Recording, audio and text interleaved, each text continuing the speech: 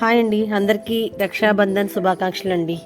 తమ్ముడికి, తమ్ముళ్ళకి, అన్నయ్యకి, అన్న తమ్ముళ్ళ నాకు అయిన వాళ్ళందరికీ, మీకు అందరికీ కూడా శుభాకాంక్షలు అండి. మీకు ఈ ఈ పండగ పురస్కరించుకొని గులాబ్ జాములు చేశానండి. గులాబ్ జామ్ ప్యాకెట్ వేసుకుని పాలేసి కలిపామండి. ఎక్కువసేపు గంట సేపు నానబెడితే బాగా మృదువుగా వచ్చినాయండి.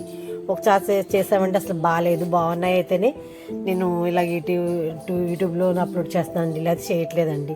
మీరు టేస్ట్ చేసి తిన్న తర్వాతే మీకు పెడుతున్నామండి. మీరు ఒకసారి ట్రై చేయండి.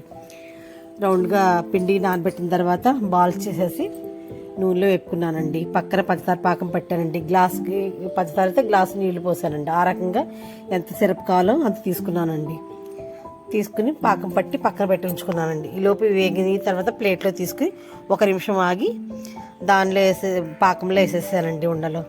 తర్వాత ఒక అరగంట నానబెట్టేటప్పటికి చాలా రుచిగా టేస్టీగా వచ్చినాయండి. ఆ పాకంలో కొంచెం యాలక్కాయ పొడి వేసానండి. చాలా బాగా వచ్చినాయండి. మీరు కొట్టుల్లో స్వీట్లో సన్నదమ్ములు తినిపించే కన్నా ఇలా గులాబ్ జామ్ చేసుకుని తినిపించండి, చాలా బాగుంటుంది.